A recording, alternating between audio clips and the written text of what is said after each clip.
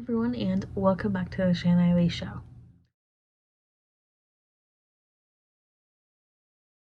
Before I get into this video, I do want to say that I know I've been doing a lot of bookish related content, and on that subject I wanted to say that I do have some other content planned. However, with some of that content it's taking a little while filming wise and then editing and getting it uploaded, but I do have other content planned and in the works. I do have some reaction videos planned for cinema stuff, cinema related stuff, and then at the very end of June, beginning of July, over the 4th of July weekend, between June 30th and July 4th, I have videos going up daily related to conventions and sort of connecting back to Anime Expo. And then after July 4th, starting on July 7th, I'll be back to the normal posting schedule of Fridays at 7 a.m. And all of July's videos are going to be relating back to Anime Expo. Over 4th of July weekend, as I said, I'm going to be posting a bunch of convention related videos that center around my Anime Expo experience and that I give examples from my Anime Expo experience. Following those videos, the normal Friday videos through July will be focusing on Anime Expo related videos for AX 2023. So I do have some other content in the works. Recently though, booktube content, bookish content has been the easiest to get going and finish up in a quick fashion as I'm getting the other content prepped. With all that said, let's get into this video. So I saw this post on Instagram and I was like, you know what, let's make a YouTube video about it because I feel like we should talk about it and we should have more posts on Instagram, on TikTok, on YouTube, etc. talking about this because I feel like a lot of people, both longtime readers and newer readers, need to be reminded that the simplest thing you can do to be a reader is simply reading. You do not need to have a bunch of excess stuff to be a reader. You do not need to do all these extra steps to be a reader. Those extra steps can help and sometimes you grow into certain preferences, but you do not need to go through all these extra steps and hoops just to be considered a reader. With that said, I'm going to go over 8 things that you do not have to do to be considered a reader and 8 things that you can do to be a reader. Again, the simplest thing you can do is read.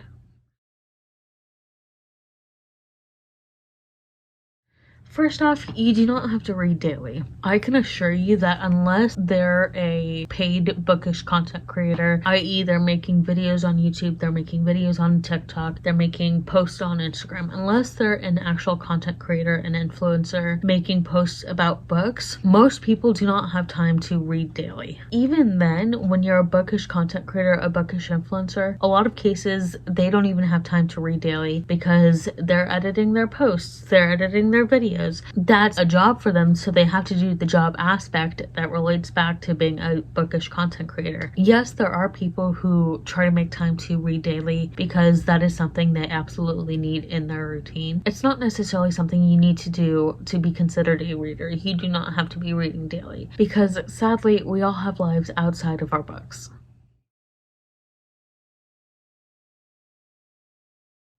The second thing you do not have to do is read quickly. And this sadly has been a result of things like the Goodreads reading challenge, the yearly reading challenge, where you set a number of books for yourself to read per year and you try to meet that goal. And if you set a high number, a big number, then sometimes you feel like you have to read quickly through these books. You don't have to read quickly. Another thing that can factor into this is seeing other people who are reading like 50 plus books per month, who are reading daily, who are reading 100 to 200 books per year, even 300 plus books per year. You see all these people reading a bunch each year, and that also adds another extra pressure of like, oh, I have to be reading a bunch of books. I have to read quickly to be considered a reader. No, you don't. If you're a naturally fast reader, then that's fine, but that does not mean you have to read fast to be considered a reader.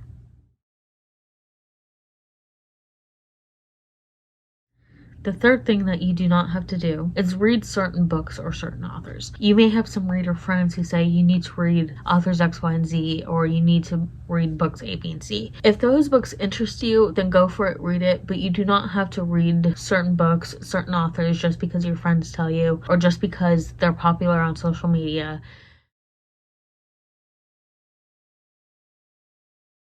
Thankfully, this next one isn't as big or as prevalent as it used to be, but you do not have to read from one genre. There are some people who will say you have to stick to your lane, you have to stick to one genre, you can't diverge out of that. You do not have to do that. If you choose to stick to one genre, that is your choice, but you do not have to do that just because someone else is saying that you have to.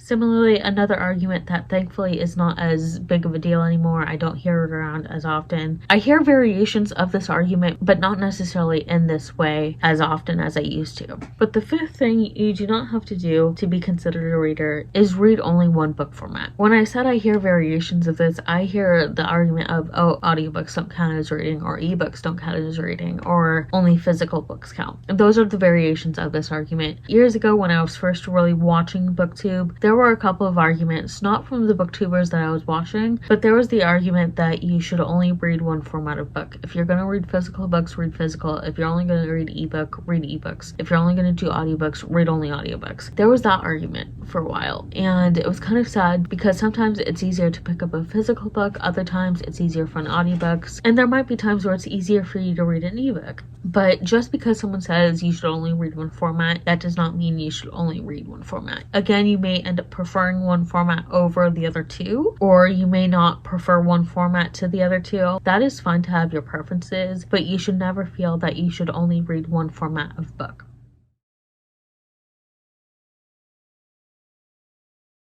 The sixth item on this list is that you do not have to have read certain books already. There are people who will tell you, oh, you should have already read Harry Potter, for example, or, oh, you should have already read certain Sarah J. Maas books. No, you do not have to read certain books to be considered a reader. If you choose to read at a later date, that's fine, but you don't necessarily need to have already read them to be considered a reader.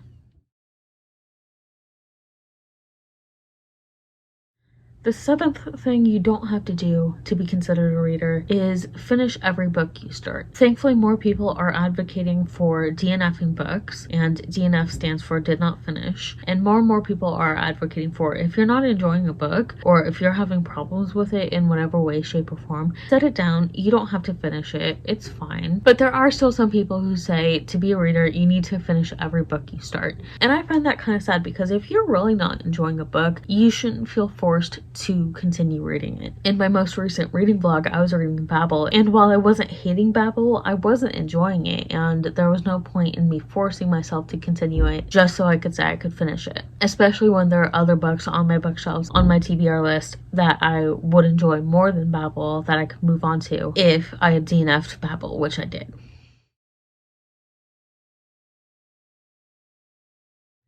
The last thing in this list, but item number 8 of what you do not have to do to be considered a reader, is own books or own bookshelves. Sometimes that does seem like to be the big prevalent thing that you need to have to be considered a reader. You need to have books. You need to have a bookshelf in your space, or else you're not a reader. And I'll say here and now that that is not true, because there are libraries. You can get a library card. You can even get an electronic library card through apps like Libby and Overdrive, where you can borrow ebooks and audiobooks. So you do not need to own books to read them, to support authors you like. There are options like Kindle Unlimited, even though it's a little bit problematic, and Scribd, where you can pay a certain amount each month and you get free ebooks, free audiobooks, depending on the author. With Kindle Unlimited, it really depends on the author's contract. For the most part, you can get a bunch of free ebooks through Kindle Unlimited, and through Scribd, you can get things like ebooks and audiobooks for I think around 99 cents or a little bit more than that each month. You do not need to own physical books or a physical bookshelf just to be considered a reader.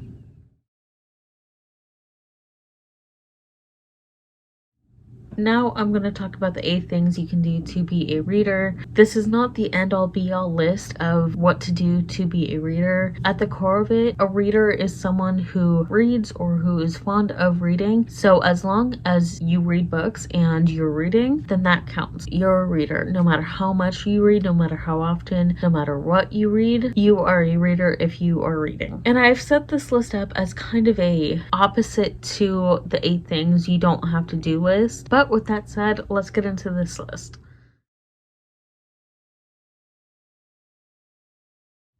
The first thing you can do is read when you can at your own pace. If for you it means reading a page a week or listening to 2 to 3 minutes of the audiobook or reading a paragraph, then that's what it means for you, and that is perfectly fine.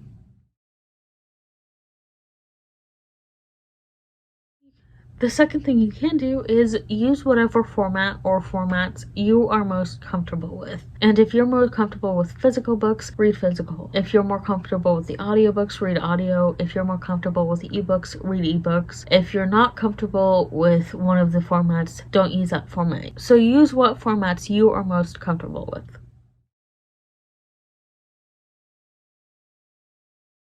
The third thing you can do is pick up books that are interesting to you, and remember to DNF if you're not enjoying them. Because oftentimes, if you're pressured into doing something, you're probably not going to enjoy it as much. So if you're pressured into reading a book, there is a good chance that you may not enjoy the book as much as you would have enjoyed it if you weren't pressured into reading it. So pick up books that you are interested in. And as I said, remember to DNF if you're not enjoying it, because that is okay. If you DNF a book that you're not enjoying, you have a better chance of enjoying another book sooner.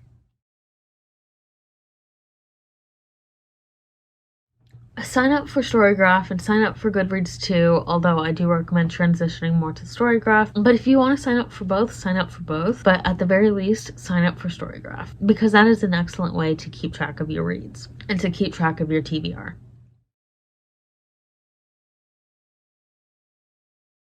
I talked about this one a little bit earlier, so I'm going to keep this one short, but remember to set down books, set aside books you're not enjoying, because as I said, you have a higher chance of stumbling upon a book that you enjoy more if you DNF that book you're not enjoying sooner.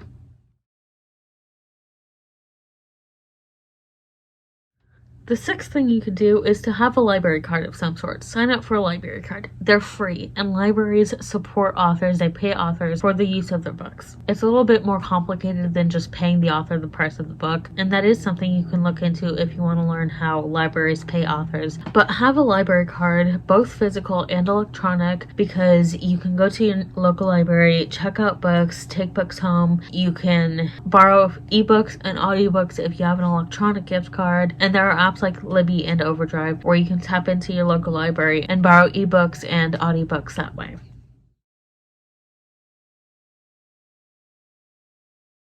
Use a reading journal and or a reading tracker. There are multiple ways to track your reading. You can buy reading journals from places like Amazon. You can use a journal you already have and set it up as a reading journal. I'm pretty sure some sellers on Etsy also sell electronic reading journals. You can use apps, like I said, like Goodreads or Storygraph, but there are so many ways you can track your reading that are really interactive and really fun. And lastly, you can follow bookish content creators on social media. You don't necessarily have to create a bookish social media account, but follow bookish content creators, because then you can get an idea of what books you may like, what books you may not like. You can also get a taste of what bookish content creators you have similar tastes with. You can find recommendations that are kind of similar to those books that you like, and then ultimately find more books that you yourself really enjoyed.